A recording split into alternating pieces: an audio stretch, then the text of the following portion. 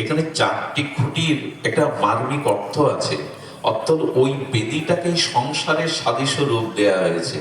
আর সংসারে মানুষ চারটি জিনিসই চায় এবং পায়, কামনাও করে। আছেও চারটি জিনিস: ধর্ম, অর্থ, কাম, মোক্ষ।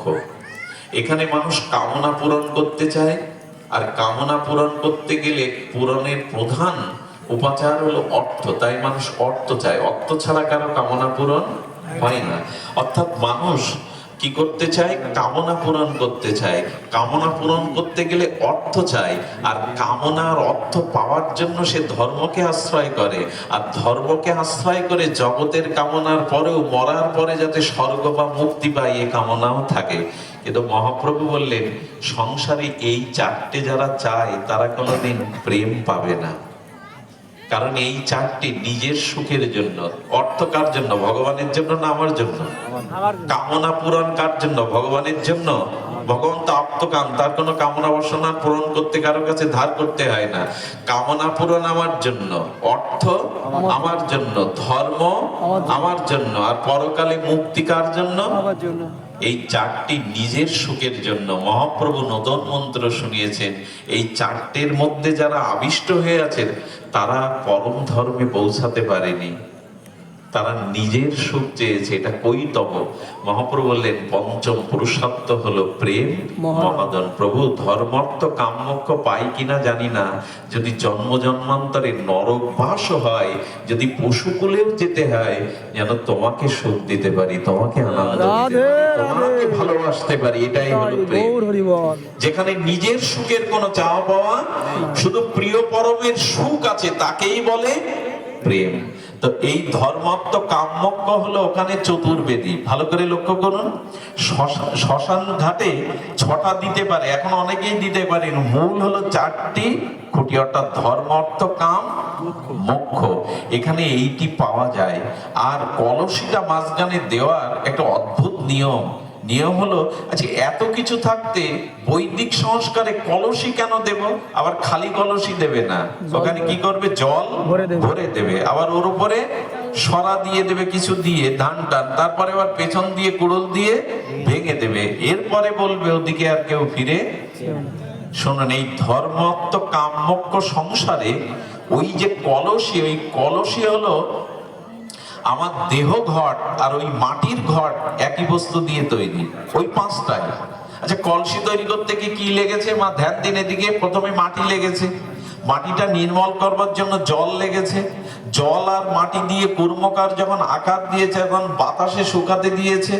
বাতাসে শুকানোর পরে ওটা আগুনের মধ্যে দিয়েছে, আর ওর মধ্যে একটা শূন্যস্থান আকাশ তৈরি হয়েছে।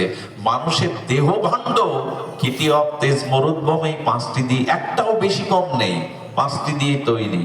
আর জল ভরে দেয়া হলো কেন? জল হলো সৃষ্টির প্রথম প্রধান উপাদান। জল না হলে সৃষ্টি। আজ মঙ্গল গ্রহে জল খুঁজছে কেন? চাঁদে জল খুঁজছে কেন বিজ্ঞানীরা? জল ছাড়া সৃষ্টি হয় না। তাই জলের অপর নাম জীবন। অর্থাৎ ধর্মত্ব কাম্যক্ষ এই সংসারে। আর কলসিটা পাশে দেওয়া যেত না, মাঝখানে দিল কেন?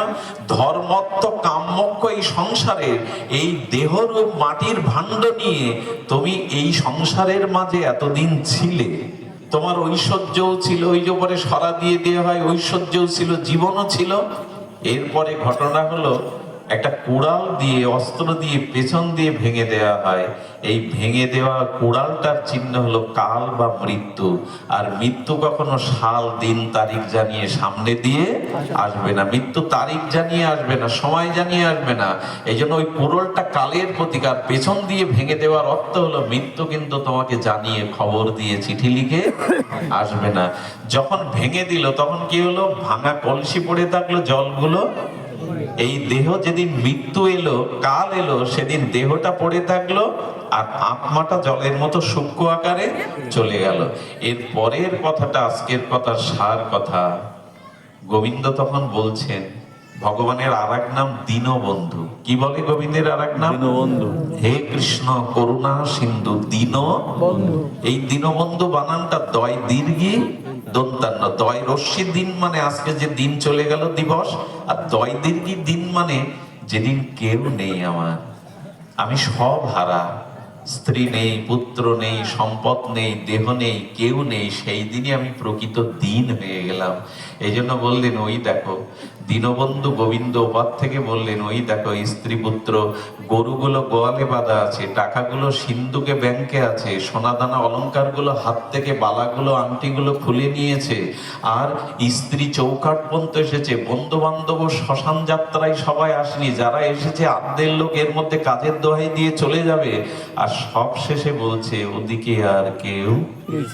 গোবিন্দ হাত বাড়িয়ে বললেন, দেখ আজ আর তার কোনো সাথী নেই, আজ তোর চলার পথে কেউ হাত ধরবে না রে, আজ এবার থেকে আমি দাঁড়িয়ে বলছি, আয়, আমি দীনবন্ধু, আমি তোর শেষের দিনের বন্ধু, আমি ছাড়া তোর হাত ধরবার কেউ নেই।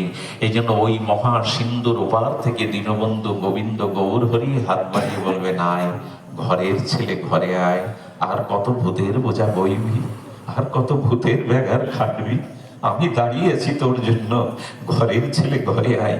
এই দীনবন্ধুর কথা ভাববো না, এই দীনবন্ধুর স্মরণ নেব না, যদি না নেই বড় ক্ষতি হয়ে যাবে, বড় ক্ষতি হয়ে যাবে। তাই আজ এই সেবকবৃন্দ তৃতীয় দিবস ব্যাপী যে হরিকথার আয়োজন করেছেন,